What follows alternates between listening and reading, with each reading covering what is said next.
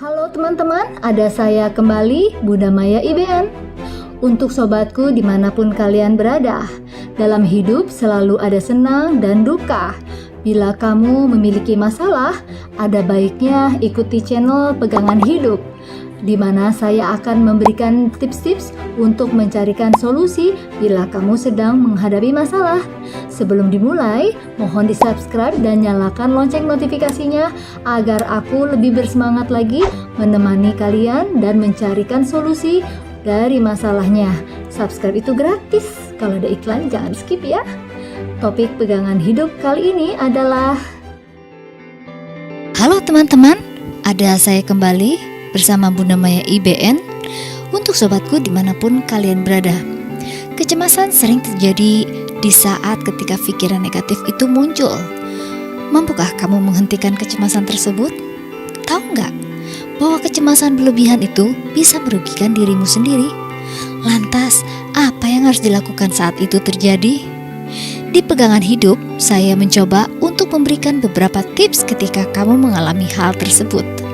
Yuk, langsung kita bahas pada pokok inti masalah. Tapi sebelum dibahas, mohon bantuannya untuk di-subscribe dan please jangan di-skip kalau ada iklan.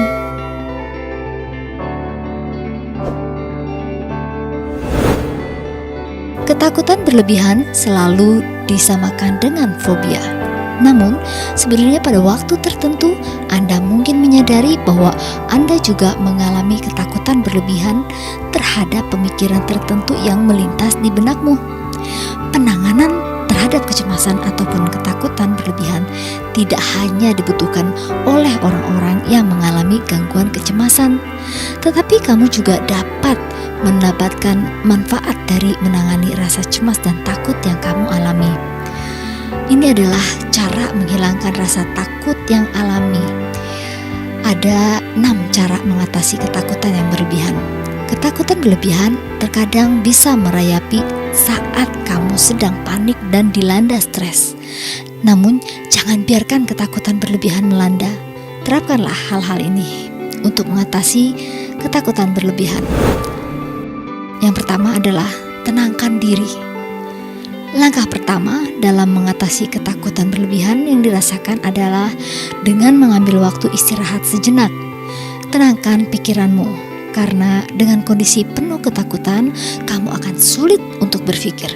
Jangan dilawan rasa takut yang dialami, tapi cobalah untuk mengatasinya dengan bernafas secara perlahan dan mendalam. Kamu dapat menaruh tangan kamu pada perut atau dadamu. Yang kedua adalah identifikasikan penerimaan dan evaluasi. Langkah berikutnya di dalam mengatasi ketakutan berlebihan adalah dengan mengidentifikasi apa yang membuat kamu takut. Mengetahui apa yang membuat kamu takut dapat membantu untuk mengganti pemikiran-pemikiran yang membuat ketakutanmu itu berlebihan. Ketahuilah bagaimana pola pikir kamu dan sadari saat pola pikir tersebut muncul dan menimbulkan ketakutan yang berlebihan. Kamu juga perlu menerima dan tidak perlu memblokir pemikiran-pemikiran yang muncul, sembari menyadari bahwa tidak semua yang kamu pikirkan adalah benar. Setelahnya, cobalah evaluasi pemikiran yang muncul dan tanyakan atau tantang pemikiran yang muncul untuk dapat membantu meluruskan pemikiran berlebihan yang dipikirkan.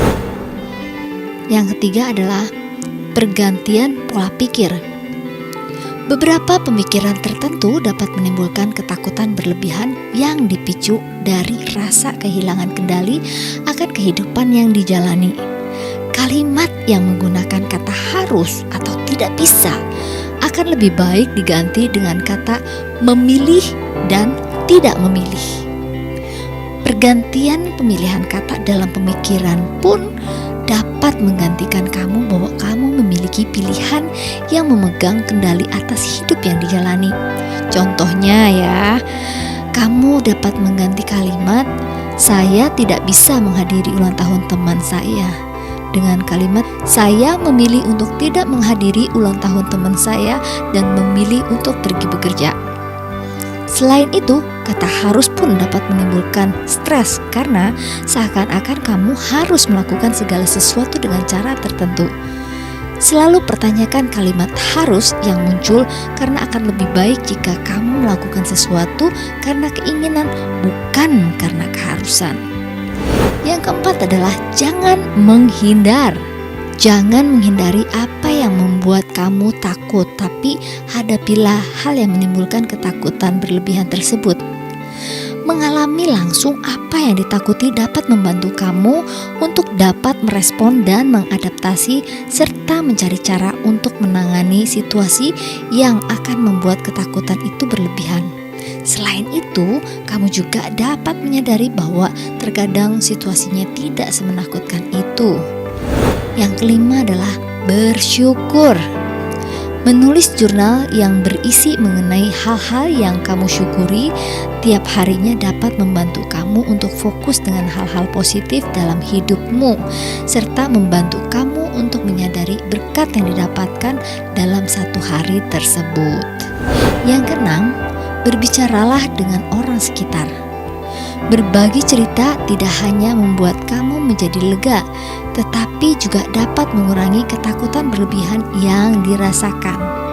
Kamu dapat membicarakan apa yang memicu ketakutan berlebihan yang dirasakan kepada orang-orang terdekat. Terus, mengapa ketakutan berlebihan bisa muncul? Biasanya, ketakutan berlebihan itu dipacu oleh pemikiran-pemikiran irasional atau sebuah pemikiran yang sulit untuk diubah dan tidak sesuai dengan kenyataan terhadap diri sendiri, orang lain, dan lingkungan sekitar. Pemikiran-pemikiran irasional tersebut memicu rasa cemas yang dapat membuat seseorang khawatir bahwa sesuatu yang buruk akan terjadi, melebih-lebihkan sesuatu keadaan seakan-akan dunia akan segera menghilang, dan sebagainya. Pemikiran-pemikiran ini cenderung tidak masuk akal dan terkadang tidak mungkin terjadi. Terkadang pemikiran-pemikiran ini tidak disadari oleh kamu dan hanya membuat kamu semakin cemas sampai merasakan ketakutan yang berlebihan. Oleh karenanya, tips tadi menekan kamu untuk mencari tahu terlebih dahulu pemikiran-pemikiran irasional yang menjadi penyebab ketakutan berlebihan. Setelahnya barulah kamu bisa mengevaluasi dan mengganti pola pikir pemicu ketakutan berlebihan. Jika memang kamu merasa bahwa ketakutan berlebihan yang dirasakan tidak dapat ditangani oleh diri kamu sendiri dan mengganggu hubungan dengan orang lain atau kehidupan sehari-hari, cobalah berkonsultasi dengan psikolog, psikiater, atau terapis. So, bagaimana? Bisa kan kamu terapkan tips ini? Jangan buatkan kepalamu membiarkan kamu tetap memiliki kecemasan. Kamu harus memerintahkan pada kepalamu. Katakan bahwa kamu berani dan katakan pada dirimu, ya, aku bisa hilangkan ketakutan ini. Terus berlatihlah. Demikian topik pegangan hidup kali ini.